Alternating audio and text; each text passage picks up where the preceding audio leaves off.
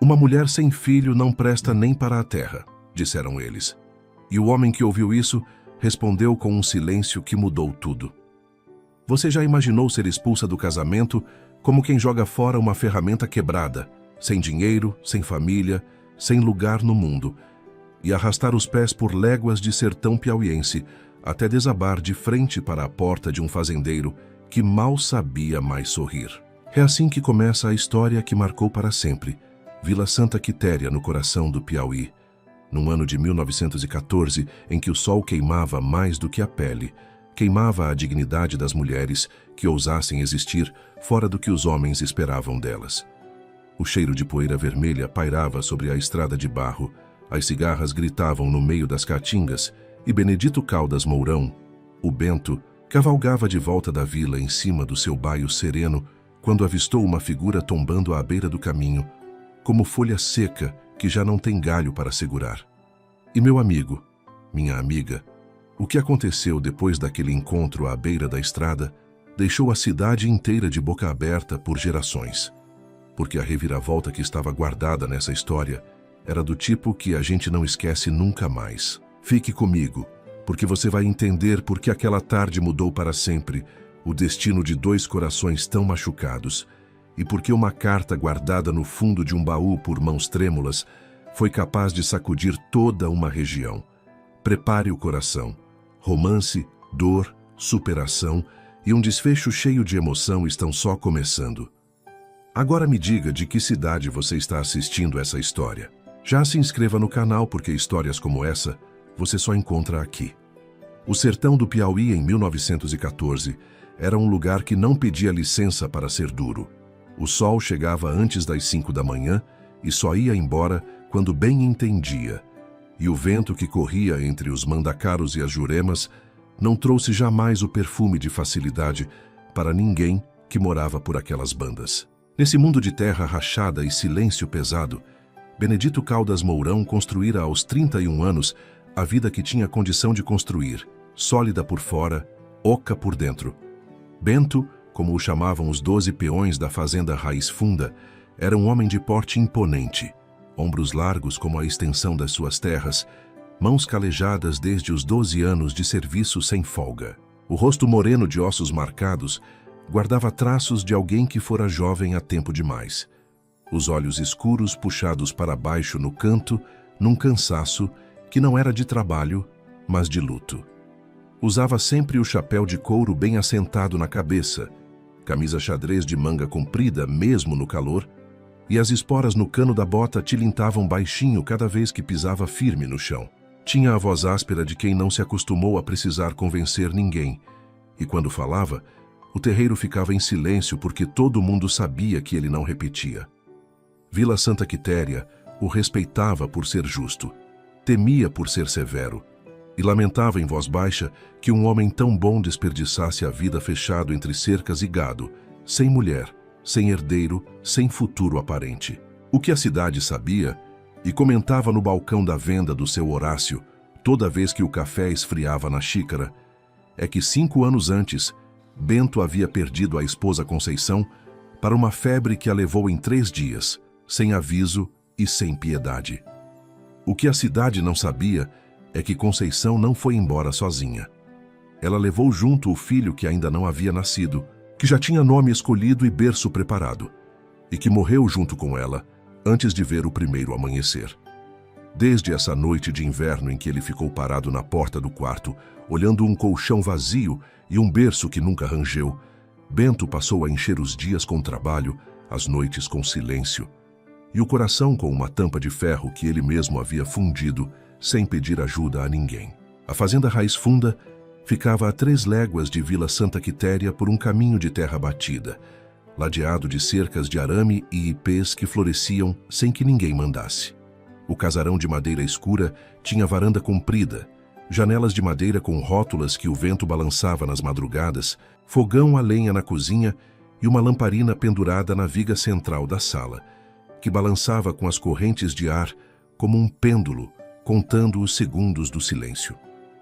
Era uma fazenda boa, de gado gordo e roça cuidada, mas havia nela uma quietude que não era de paz, era de falta. Falta que os 12 peões sentiam, mas não sabiam nomear, e que a cozinheira Dona Ritinha enchia tentando com panelas sempre cheias e café sempre no fogo, mesmo quando sabia que o patrão ia beber metade e deixar o resto esfriar olhando pela janela. Naquela tarde de terça-feira em que tudo começou, o sol pendia já para o poente quando Bento cruzou a última curva da estrada de barro vermelho, de volta da vila, montado no sereno, o baio que o acompanhava havia 7 anos, e que parecia entender o humor do dono, antes que ele mesmo soubesse qual era. A poeira levantava leve atrás dos cascos. O cheiro de capim seco se misturava ao de couro da sela, e o mugido distante do gado marcava o fim do dia como um sino cansado. Foi então que Sereno estancou, as orelhas em pé, as narinas abertas, farejando alguma coisa que o caminho não estava mostrando ainda. Bento ergueu os olhos do chapéu e viu, à beira da estrada, a uns 20 metros da porteira da raiz funda, havia uma figura humana. Uma mulher jovem, branca de pele marcada pelo sol, de vestido escuro gasto nas dobras e desbotado nos ombros, estava tentando se manter de pé, apoiada num tronco seco de umburana, os braços cruzados sobre si mesma, os joelhos vergando para baixo num lento abandono de forças. O rosto estava pálido, os lábios rachados de sede, os cabelos castanhos desfeitos pelo vento. Bento desceu do cavalo antes que a mulher terminasse de desabar. "Moça!" A voz saiu mais suave do que ele pretendia. "Moça, o que aconteceu?" Ela tentou levantar o rosto. Os olhos castanhos, mesmo turvos de exaustão, guardavam dentro deles uma tristeza antiga demais para aquela idade. O tipo de tristeza que não nasce de um dia ruim, mas de muitos dias ruins somados, um sobre o outro, até que o peso já não cabe mais só no peito e transborda até nas pestanas. A respiração dela era curta e regular, como quem subiu morro demais. "Eu só preciso de água", murmurou. "Por favor." Bento amarrou as rédeas do sereno na cerca e se agachou ao lado dela. As mãos de fazendeiro, que eram acostumadas a prender boi bravo e consertar cerca arrebentada, seguraram os braços dela com um cuidado que ele mesmo não sabia ainda que tinha. "Você consegue andar?" Ela assentiu, mas o corpo contradisse com um tremor involuntário que correu dos ombros até os joelhos. Ele passou o braço pelas costas dela e a ajudou a se levantar. E quando ela ficou de pé, ele sentiu o quanto havia léguas de caminho guardadas naquele corpo. "Meu nome é Ana Lúcia", ela disse, com a voz saindo em fio. "Eu vim de longe. Não tinha mais onde parar." Rafael não fez mais perguntas. Gente machucada precisava de tempo, não de interrogatório. Ele a conduziu pela porteira da raiz funda, atravessou o terreiro de terra batida, onde as galinhas se dispersaram assustadas, e a levou até a varanda, onde mandou o menino Zé buscar água e Dona Ritinha aparecer rápido. A cozinheira chegou com o avental ainda molhado de louça. Olhou para Ana Lúcia com aqueles olhos de mulher que já viu muita coisa e sabe reconhecer o tamanho de uma dor, e disse apenas: "Vem, minha filha, vem comigo." Ela tomou 3 copos de água sem parar. Comeu o caldo de galinha que Dona Ritinha aqueceu sem que ninguém pedisse, porque era o tipo de cozinheira que não esperava pedido para saber o que estava faltando. Bento ficou na varanda enquanto as mulheres ficavam na cozinha, o chapéu nas mãos, os dedos rodando a aba devagar no hábito de quem não sabe o que fazer com as mãos quando não tem serviço para dar. Quando Ana Lúcia saiu da cozinha com um pouco mais de cor no rosto e os olhos menos turvos, ele estava ainda ali. "Você está segura aqui", disse ele, com a voz firme como quem planta estaca no chão. "Enquanto estiver nesse rancho, ninguém te machuca. Não precisa ter medo de mim." Ela o olhou por um longo momento, como se estivesse pesando cada palavra. "Por que o senhor faz isso por alguém que nem conhece?" Bento ficou um segundo em silêncio. "Porque o sertão é grande e cruel", disse, "e quem bate nessa porteira precisando, merece acolhida." Não era discurso, era convicção. E Ana Lúcia, que havia atravessado léguas de Caatinga, sendo tratada como coisa que não merecia, nem a sombra de um pé de umburana, sentiu aquelas palavras entrarem pelo peito de um jeito que ela não estava preparada para sentir. E naquele momento, sem que nenhum dos dois percebesse, O destino começava a costurar um laço que nem a dor futura conseguiria desfazer. Nos primeiros dias, Ana Lúcia mal saía do quarto dos fundos que Dona Ritinha havia preparado. O mesmo quarto com janela que dava para o ipê amarelo do quintal, a única árvore na fazenda que florescia sem que ninguém cuidasse, como se não precisasse de permissão para ser bela. O colchão era novo, o lençol cheirava a sol, e a bacia de porcelana com jarra d'água estava sempre cheia, trocada toda manhã pela mão discreta da cozinheira. Ana Lúcia acordava com o canto do galo, ficava deitada ouvindo os sons da fazenda entrando pela janela entreaberta, os passos dos peões no terreiro, o barulho das ferramentas no galpão, o mugido do gado no pasto, e tentava acreditar que aquilo era real, que ninguém viria bater na porta pedindo algo em troca. Porque era o que ela esperava. Era o que a vida havia ensinado.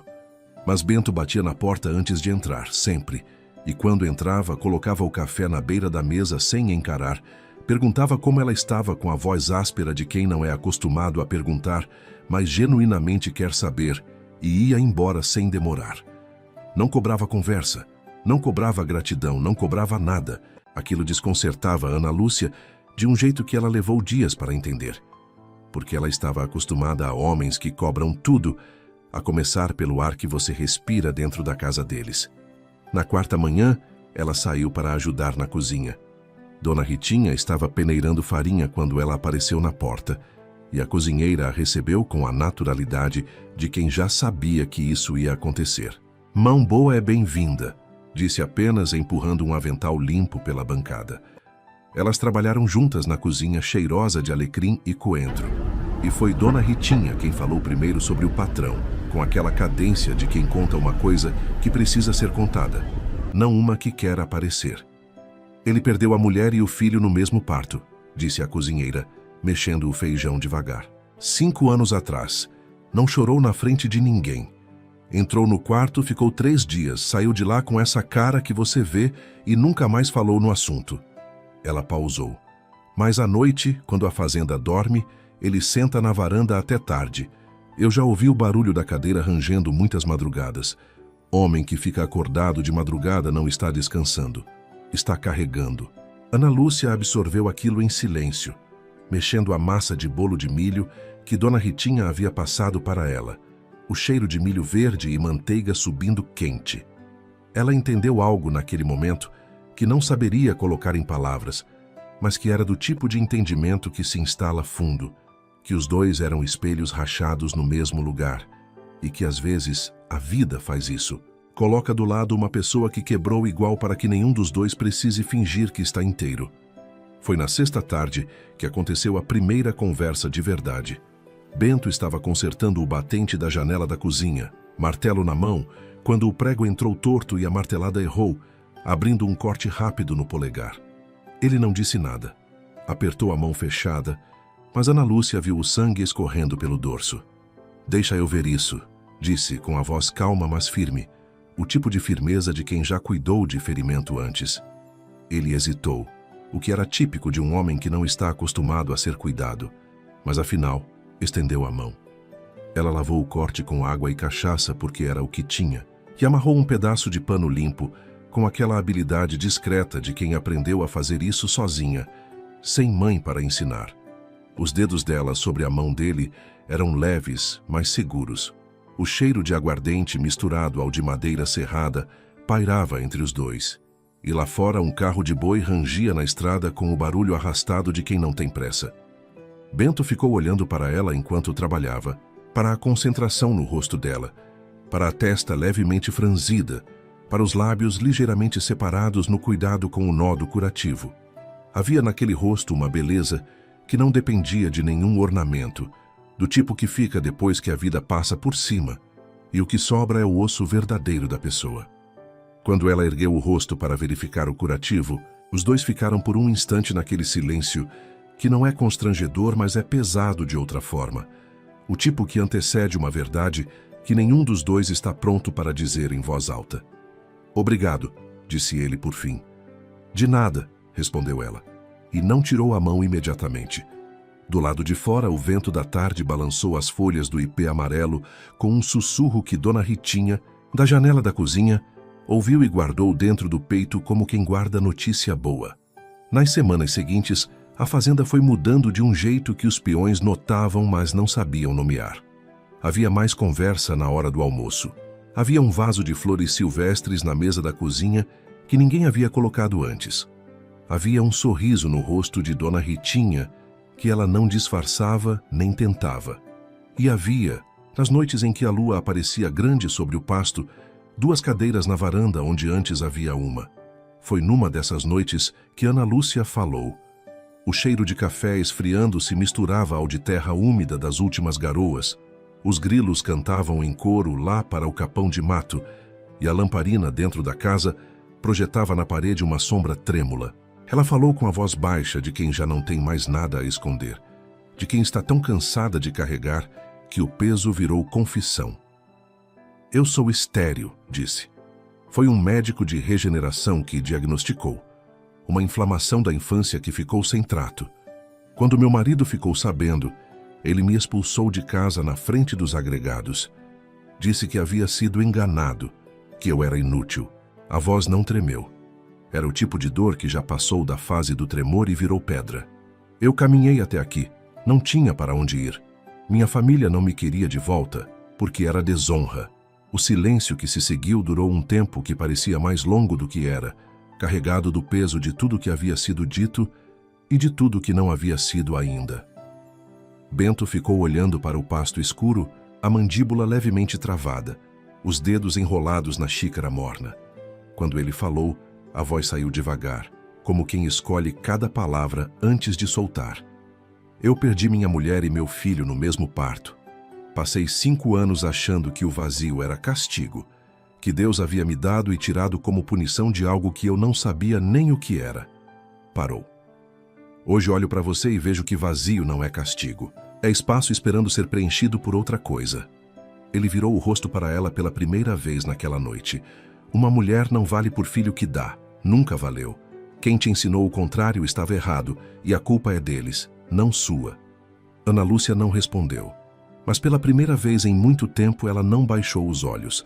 A cidade, claro, não demorou a murmurar. Vila Santa Quitéria. Era daquelas cidades onde a notícia corria mais rápido do que a chuva, e quando a chuva demorava 2 anos, a notícia corria sozinha pelo seco. Dona Perpétua, que administrava a única farmácia da vila com a mesma dedicação com que administrava os boatos, foi a primeira a soltar o comentário no balcão da venda do seu Horácio numa manhã de sábado, enquanto escolhia erva doce com os dedos compridos. Mulher estéril e desonrada, vivendo na fazenda de um viúvo. Só pode acabar mal. Horácio balançou a cabeça com a expressão de quem discorda, mas não quer confusão.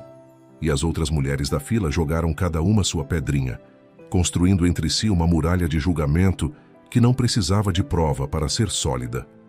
Agora me diga, você já viu isso acontecer na sua cidade? A gente sabe que sim, mas o pior não veio das línguas da farmácia. O pior veio de Sebastião Vaz. Sebastião era irmão de Aurélio Posidônio Vaz, o homem que havia comprado Ana Lúcia do pai endividado com promessa de casamento honrado. E havia a expulsado quando descobriu que ela não poderia ter filhos. Era um homem de 50 anos escuros, barba rala e olhos de quem conta dinheiro enquanto fala, sempre de paletó sujo de poeira, fingindo que era de veludo. Circulou pela vila afirmando que Ana Lúcia havia roubado joias da família Vaz antes de fugir, que ela era uma vagabunda de história suja, que Bento estava sendo usado por uma mulher esperta. O homem está encantado, dizia, sacudindo a cabeça com uma piedade falsa, que não enganava quem prestasse atenção. Ela veio com a intenção de se aproveitar desde o começo. A mentira não precisava ser verossímil, precisava ser repetida. E meu amigo, minha amiga, o que Sebastião Vaz não sabia é que ao inventar aquelas mentiras ele estava cavando uma cova larga o suficiente para caber nele mesmo. Os dias na Raiz Funda foram ganhando uma textura diferente, mais densa, mais cheia. Ana Lúcia tomou para si o cuidado do horto de ervas que havia atrás da cozinha.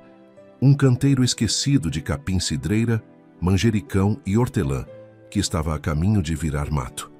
Ela arrancou as ervas ruins de joelhos no chão de tarde, o sol ainda quente nas costas, as mãos vermelhas de terra, e foi aquele canteiro que foi florescendo que Bento viu primeiro quando voltava a cavalo do pasto, e que sempre o fez desacelerar um pouco antes de chegar, como se quisesse guardar a imagem mais um segundo. Eles trabalharam juntos pela primeira vez numa manhã de segunda-feira, consertando o cercado do galinheiro que havia arrebentado na ventania da semana anterior. Bento pregava as tábuas, Ana Lúcia segurava o outro lado, e o trabalho fluiu entre os dois com uma sincronia que não estava explicada em palavras. Aquela sincronia de quem foi feito para trabalhar junto, sem precisar combinar. Ela tinha opinião sobre como segurar o pregador para não rachar a madeira. Ele discordou. Ela mostrou que estava certa e ele aceitou com um resmungo, que era metade resistência e metade sorriso disfarçado.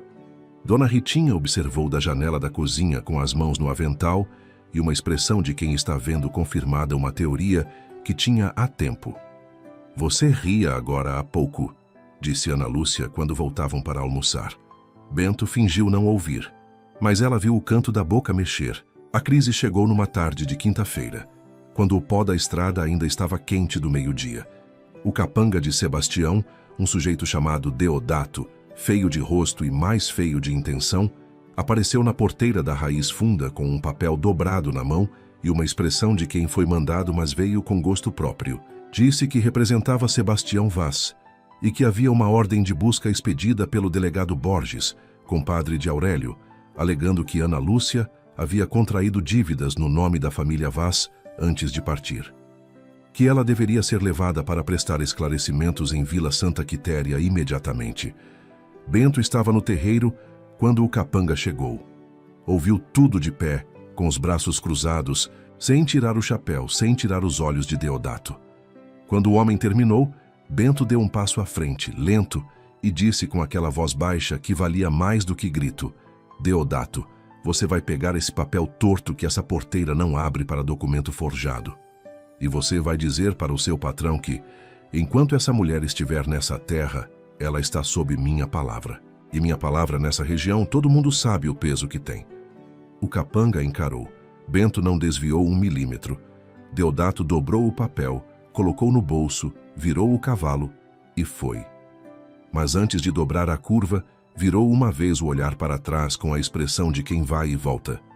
Naquela mesma noite, Ana Lúcia foi ao encontro de Bento na varanda, onde ele sentava como sempre, olhando o pasto, agora com a postura de quem está calculando os próximos movimentos. Ela ficou de pé na porta por um instante, o cheiro de jasmim do jardim misturado ao ar quente da noite, a lamparina dentro da casa projetando luz laranja pelas venezianas.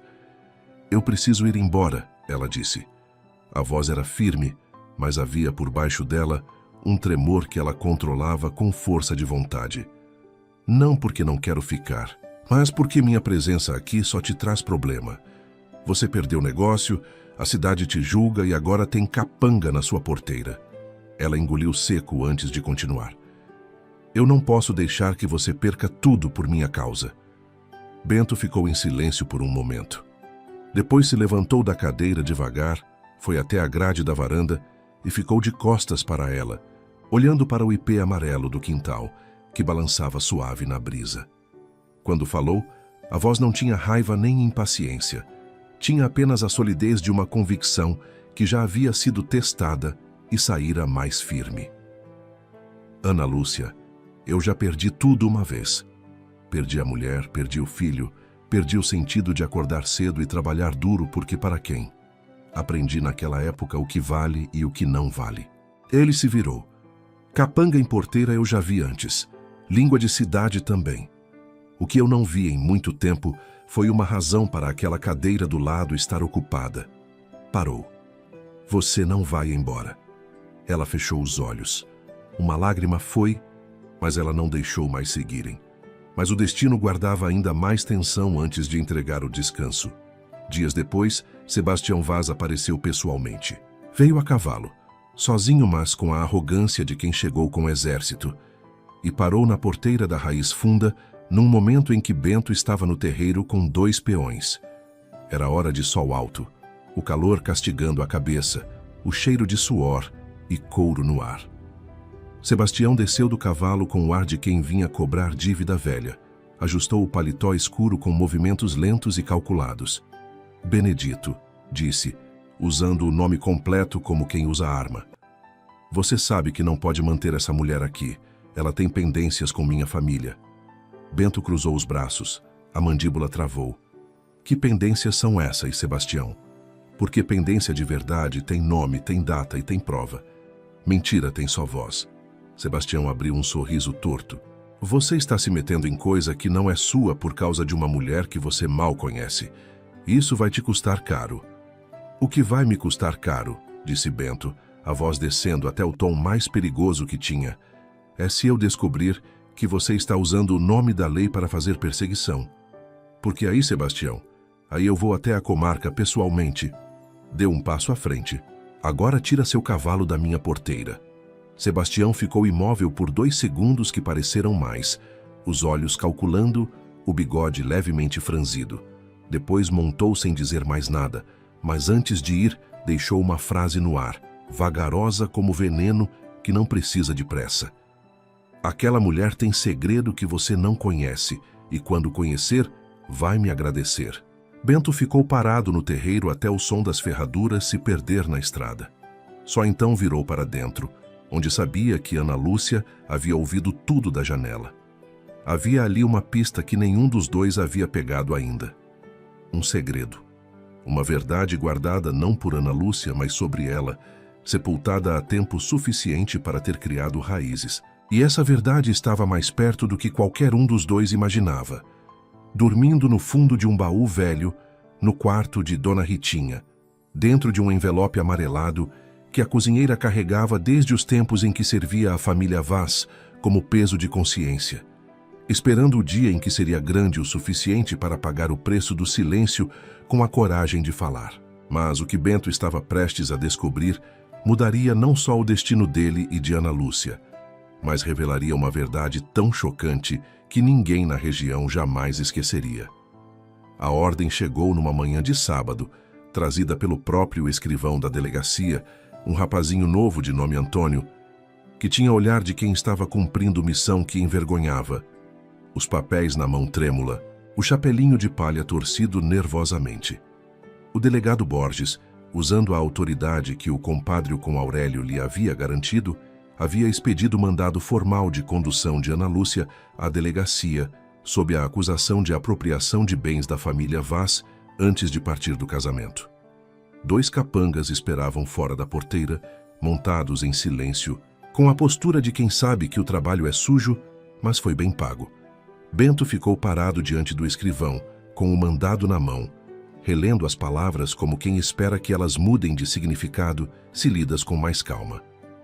Ana Lúcia, que estava na cozinha quando ouviu a movimentação, veio até a sala e leu a expressão de Bento antes de ler o documento. E a expressão bastou para que o peito dela apertasse de um jeito que ela conhecia bem, o aperto de quem sabe que o pior está chegando. Eu vou, disse ela, com uma firmeza que surpreendeu até ela mesma. Você não vai sozinha, disse Bento, dobrando o mandado. Não adianta você ir comigo, Bento. Vão dizer que você está tentando interferir na justiça. Os olhos dela estavam secos, mas havia dentro deles um medo antigo que ela não conseguia esconder de todo. Eu conheço esse tipo de homem. Conheço o que eles fazem quando têm o papel para justificar. Bento foi até a janela. Olhou os 2 capangas do lado de fora da porteira, os cavalos, as espingardas no coldre. Calculou. Voltou para o centro da sala com a postura de quem tomou uma decisão que não vai rever. Dona Ritinha, chamou. A cozinheira apareceu na porta da cozinha com o avental sujo de farinha e o rosto que dizia que ela havia ouvido tudo e estava esperando por essa chamada fazia tempo. O que aconteceu a seguir foi o tipo de coisa que só pode ser descrito como o momento em que uma vida inteira de silêncio decide, de uma vez só, virar voz. Dona Ritinha foi até o quarto dela, abriu o guarda-roupa velho de madeira que rangeu como osso de velho, tirou de dentro de uma caixa de sapato guardada no fundo um envelope amarelado, gasto nas dobras, com marcas de umidade nas bordas. Voltou até a sala segurando o envelope com as duas mãos, como quem carrega coisa frágil e perigosa ao mesmo tempo, e colocou sobre a mesa diante de Bento. Os seus olhos estavam secos, mas firmes, os de alguém que passou muitas noites praticando como seria esse momento para que, quando chegasse, a voz não quebrasse. Eu trabalhei para a família Vaz por 30 anos, disse a cozinheira, com a voz calma de quem se preparou para esse momento. Vi muita coisa que não deveria ter visto e calei muito que não deveria ter calado. Cozinheira aprende que cozinha tem parede fina, conversa de varanda entra pela janela. E eu ouvi coisas que me envergonhavam de saber e de silenciar. Ela pausou. A lamparina da sala rangia suave com a corrente de ar da janela. Mas quando aqueles capangas chegaram aqui com ordem forjada, apontando para essa moça, entendi que o silêncio tem preço demais. Ela empurrou o envelope. Isso foi escrito pelo próprio Aurélio Vaz, de próprio punho, endereçado ao irmão Sebastião. Eu peguei da escrivaninha dele no dia em que ele me mandou embora, depois que o negócio virou feio. Guardei porque sabia que um dia ia precisar. Bento abriu o envelope com cuidado. Ana Lúcia ficou de pé ao lado dele, a respiração contida. A carta estava escrita em letra cursiva apertada, a tinta já desbotando nas margens, mas legível com clareza suficiente para que cada palavra entrasse como luz em quarto fechado há anos. Meu amigo, minha amiga, segura a mão de quem está do lado, porque o que aquela carta revelou mudou tudo, tudo, absolutamente tudo. O tio de Aurélio, Posidônio Vaz, homem de nome Honório Tavares Vaz, havia morrido 2 anos antes do casamento de Aurélio com Ana Lúcia, deixando o testamento com terras registradas no nome da sobrinha neta, Ana Lúcia Tavares, filha da única sobrinha que o velho havia criado como filha. Uma gleba inteira de terra fértil no vale ao lado da própria raiz funda de Bento, mais de 800 hectares de terra boa, com aguadas naturais e pasto cuidado. O casamento de Ana Lúcia com Aurélio havia sido arranjado justamente para que ele, como marido, pudesse controlar legalmente a herança dela. Mas quando ela descobriu que o testamento existia, quando um advogado de passagem a informou em voz baixa, na sacristia de uma missa, foi isso que a levou a confrontar Aurélio. E foi isso que Aurélio temia quando a expulsou de casa com a acusação de esterilidade como pretexto. Porque uma mulher expulsa, desonrada, sem família que a defendesse, dificilmente teria forças para reclamar terras em juízo. A acusação de roubo de joias, inventada por Sebastião sob orientação do irmão, era para garantir que ela ficasse com o nome sujo se ousasse aparecer na comarca. A carta provava tudo. Com as próprias palavras de Aurélio, escrita no calor da raiva dirigida ao irmão, havia a confissão de que o plano era manter Ana Lúcia fora dos registros enquanto eles consolidavam a posse das terras do tio. Bento terminou de ler a carta de pé, imóvel, a respiração lenta. Quando ergueu os olhos, havia neles uma expressão que Ana Lúcia não havia visto antes. Não era raiva. Era a clareza fria de um homem que acabou de entender todo o tamanho de uma injustiça e está calculando o que fazer com ela. Ana Lúcia, disse ele, com a voz quieta, mas carregada, você é herdeira legítima das terras do vale do lado desta fazenda. Ela ficou imóvel. A frase não entrou de uma vez, entrou aos pedaços, como quando a vista ajusta devagar depois de muito escuro. O que? As terras do seu tio-avô, deixadas no seu nome. Eles roubaram de você usando o casamento como instrumento e a expulsão como manobra para te deixar sem voz. Bento dobrou a carta com cuidado e a colocou de volta no envelope. Mas agora você tem voz, e eu tenho testemunha. Na manhã seguinte, que era domingo, Vila Santa Quitéria estava reunida na praça central para a missa. O sol ainda estava baixo, e cor de laranja quando Bento chegou montado no sereno, com Ana Lúcia ao lado no cavalinho ruão emprestado de Dona Ritinha, e Dona Ritinha ela mesma no terceiro cavalo, com o envelope no bolso do avental e a expressão de quem chegou para saldar dívida velha com a verdade. A praça estava cheia. O padre Honório ainda estava na escadaria da igreja cumprimentando os fiéis. Sebastião Vaz estava entre um grupo de homens perto do coreto, o paletó escuro, o charuto no canto da boca. O delegado Borges conversava com 2 vereadores perto da fonte. Bento desceu do cavalo, amarrou as rédeas no mourão da praça e entrou no meio daquele povo com a calma de quem não precisa de barulho para ser ouvido. A praça foi ficando em silêncio aos poucos, primeiro os que estavam mais perto, depois os de mais longe, como quando uma pedra cai na água e os círculos vão chegando até a margem. Peço licença ao padre Honório e a todos os presentes. A voz de Bento não era de grito, mas chegou a todos os cantos da praça. Vim aqui porque a verdade não pode esperar mais. Sebastião deu um passo à frente, o charuto ainda na mão, o rosto franzido. Benedito Mourão, que absurdo é esse? Você não tem o direito de... Eu tenho, disse Bento. E havia naquela afirmação simples o peso de tudo o que ele era. Sebastião Vaz, você e seu irmão Aurélio fabricaram acusações contra essa mulher para desviar dela uma herança legítima deixada pelo tio Honório Tavares Vaz. Parou. Deixou a frase pousar. Esta carta, escrita pelo próprio Aurélio e testemunhada por Dona Ritinha, que aguarda há anos, prova todos os detalhes desse esquema. O silêncio da praça era do tipo que só existe quando todo mundo parou de respirar ao mesmo tempo. Dona Ritinha se adiantou, tirou o envelope do avental e o entregou ao padre Honório, que era a única figura de autoridade moral que a cidade aceitava sem discussão. O padre acomodou os óculos no nariz, desdobrou a carta com mãos de quem está abrindo coisa sagrada e começou a ler. À medida que as palavras saíam da boca do padre Honório, a praça foi se recompondo de um espanto para outro, como peças de um quebra-cabeça que finalmente encontram seu lugar com um encaixe que dói, porque deveria ter acontecido antes. Sebastião tentou recuar, tentou falar, tentou o charuto como escudo. Mas não havia defesa para a própria letra do irmão escrita em confissão. O delegado Borges, que havia sido compadre de Aurélio e expedido ordens a mando, ficou pálido como cal, enquanto o padre terminava a leitura. Havia ali implicação para ele também, e a cidade já estava enxergando. Sebastião Vaz, disse o padre Honório, dobrando a carta com movimentos precisos, isso aqui é documento de falsidade ideológica, apropriação de herança e perseguição deliberada. Cabe ao senhor delegado tomar as providências cabíveis perante todos os presentes. E olhou para Borges com uma firmeza que não tinha julgamento, tinha apenas a certeza de quem deu a última palavra. Naquele momento, quando a verdade finalmente brilhou mais forte que qualquer mentira, não havia mais como negar. Ana Lúcia não era o que a cidade a julgara ser, e Bento não era apenas o homem que a salvou. Era o homem que a escolheu antes mesmo de saber de qualquer herança, de qualquer verdade.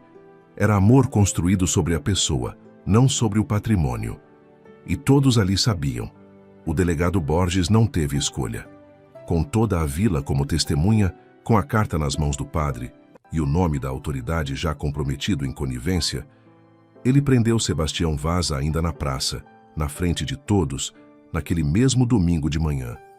As mãos do homem, que minutos antes seguravam charuto com ar de dono do mundo, foram algemadas com a mesma tranquilidade que a verdade tem quando finalmente aparece. Sem pressa, sem drama, simplesmente inevitável. Na semana que se seguiu, o juiz de comarca veio de Teresina atendendo ao pedido formalizado com a carta como prova. Aurélio Posidônio Vaz foi notificado, as terras do vale foram seladas e aguardavam sentença. O processo foi rápido porque a prova era irrefutável e porque o juiz, um homem de 60 anos chamado Eustáquio, que havia visto muita coisa no interior do Piauí, tinha zero paciência para esse tipo de manobra. Em 3 semanas, a sentença chegou por correspondência oficial. As terras do vale de Honório Tavares Vaz eram legalmente de Ana Lúcia Tavares, como constava no testamento original. Sebastião foi condenado a 2 anos de prisão por falsidade ideológica e tentativa de fraude. Aurélio, que estava em Teresina quando tudo veio à tona, foi alcançado pela intimação judicial e perdeu não só as terras disputadas, como a reputação que havia usado como moeda durante anos. O delegado Borges pediu exoneração voluntária antes que a comarca pedisse por ele. A cidade de Vila Santa Quitéria ficou em silêncio por alguns dias. Aquele silêncio específico de quem precisa digerir envergonhado o que havia dito e o que havia calado. Dona Perpétua da farmácia ficou 3 semanas sem comentar nada de ninguém, o que era para ela equivalente a um voto de penitência. E quando Ana Lúcia passou pela praça pela primeira vez depois da sentença, acompanhada de Bento, os olhares que encontrou já não eram de julgamento, eram de reconhecimento. O tipo que chega tarde, mas chega. Foi numa noite de lua grande, com o ipê do quintal da Raiz Funda florescendo pela segunda vez naquele ano, coisa que os velhos da região diziam nunca terem visto acontecer 2 vezes na mesma estação, que Bento encontrou Ana Lúcia sentada no degrau da varanda, os braços ao redor dos joelhos, os olhos perdidos no casario da fazenda que agora era seu também. Ainda que ela não houvesse assinado nenhum papel que dissesse isso, ele se sentou ao lado dela. O ar cheirava a ipê, ao café que Dona Ritinha havia deixado na chaleira, à terra que havia bebido a última chuva e guardava o perfume. As cigarras faziam o coro de sempre, distante e constante como o batimento de coração da caatinga. Bento ficou em silêncio por um momento. Então tirou do bolso do colete um anel de ouro simples, herdado da avó, que havia dormido no fundo de uma gaveta por 5 anos, porque ele havia guardado junto com tudo que havia perdido e não ousara tocar. Colocou o anel na palma da mão aberta e ficou olhando para ele por um instante, como quem decide o peso de uma coisa antes de entregá-la. Ana Lúcia, disse sem cerimônia, sem discurso preparado, com a voz do homem que não sabe enfeitar, mas sabe ser verdadeiro. Eu sei que você tem agora terras suas, herança sua, um recomeço que não depende de mim nem de ninguém. Você tem onde ficar, tem com o que viver, tem nome limpo. Parou. Virou o rosto para ela. Não te estou pedindo porque você não tem opção. Te estou pedindo porque você é a melhor opção que eu já tive. Ana Lúcia olhou para o anel, olhou para ele, e o silêncio que se seguiu não era de hesitação. Era de um momento que precisa de segundo para ser inteiramente sentido antes de ser respondido. Não te quero por pena, ele continuou, como se precisasse terminar o que havia começado. Te quero por escolha. Escolhi quando te trouxe para dentro daquela porteira. Escolhi cada dia que você ficou. Escolhi quando a cidade inteira falou o que quis. E escolho agora, sabendo que você tem escolha também. Ana Lúcia ficou com os olhos marejados, mas desta vez sem nenhuma tentativa de conter. Havia uma diferença enorme entre as lágrimas que a vida havia arrancado dela no passado, cheias de humilhação e desamparo, e aquelas que nasciam de um lugar que ela havia acreditado destruído para sempre. Ela sorriu antes de falar, e esse sorriso, meu amigo, minha amiga, era do tipo que chega quando a pessoa baixou a guarda de vez. Então me escolhe todos os dias, disse ela, com a voz firme apesar da emoção. Porque hoje eu também te escolho. Não porque não tenho para onde ir, porque não quero nenhum outro lugar que não seja aqui com você. Ele colocou o anel no dedo dela. Ela fechou a mão suavemente. E o primeiro beijo que trocaram não foi sob a pressão da sobrevivência. Não foi no desamparo da noite mais dura. Não foi como consolo de nenhum dos dois. Foi um beijo de escolha, de adulto, de paz. O tipo de beijo que sela um pacto que nem o tempo, nem a distância, nem a dor conseguem apagar. Casaram-se um mês depois, na capela de Vila Santa Quitéria, numa cerimônia de manhã cedo, com o ar ainda fresco do amanhecer. Os 12 peões da Raiz Funda chegaram de camisa limpa e chapéu na mão, enfileirados como padrinhos com a solenidade desajeitada de quem não está acostumado com roupa de festa, mas quis estar ali de qualquer forma. Dona Ritinha era a madrinha, o avental de festa, ao invés do avental de trabalho, os olhos já marejados antes da cerimônia começar, de emoção que ela não fingia não sentir.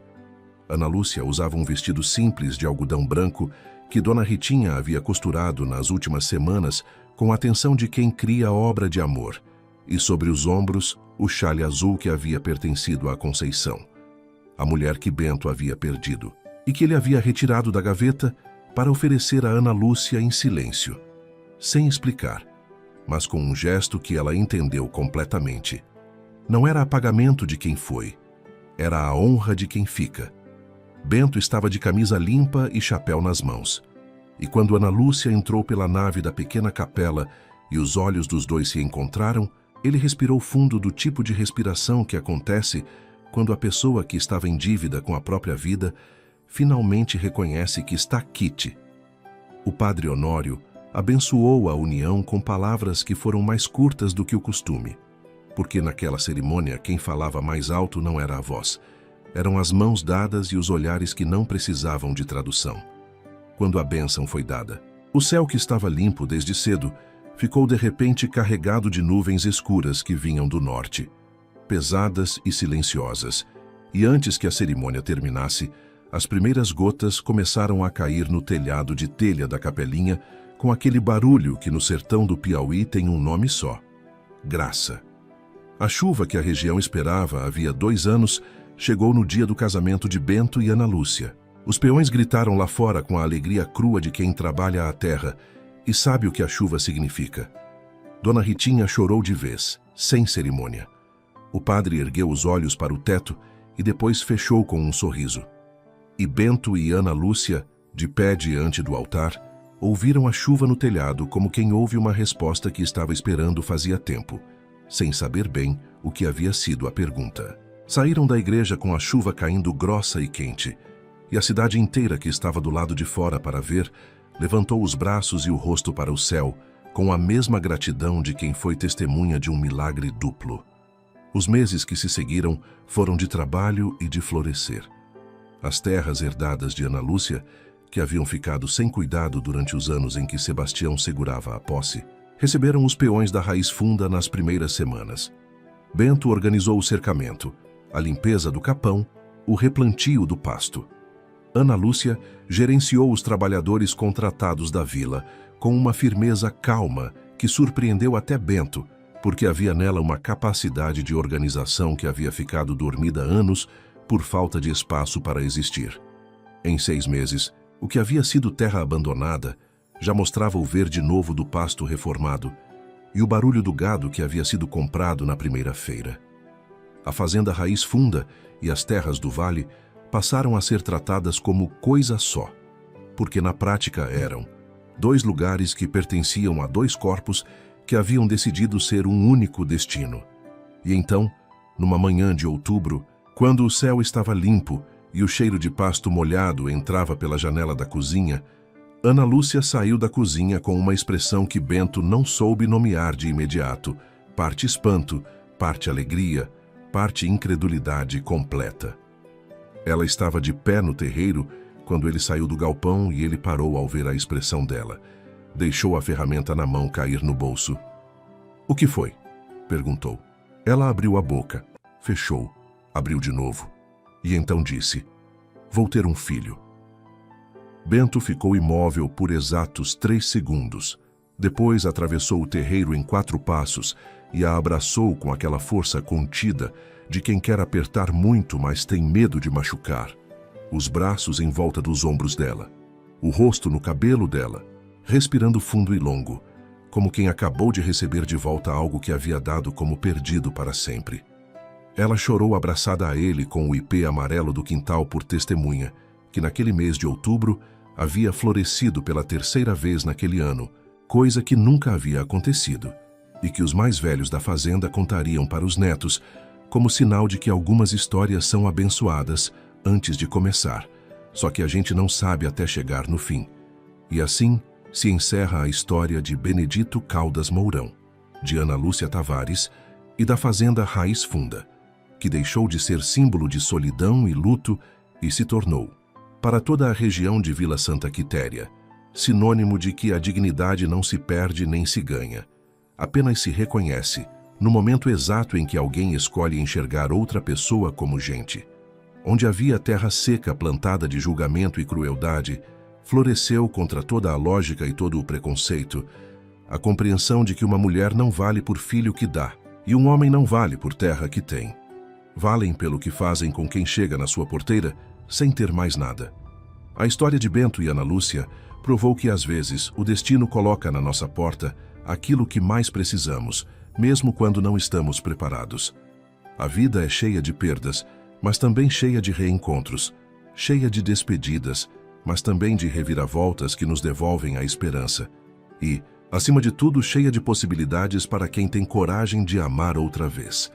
Agora me diz, O que você achou desse final emocionante? Deixe nos comentários a sua opinião. Ela é muito importante para nós. E se essa história tocou seu coração, deixe o like. Se inscreva no canal e ajude a gente a chegar aos 100.000 inscritos. Compartilhe o vídeo para que outras pessoas também sintam essa lição de vida tão bonita. E não vá embora agora. Clique na próxima história porque tem muita narrativa emocionante da época esperando por você. Nos vemos lá.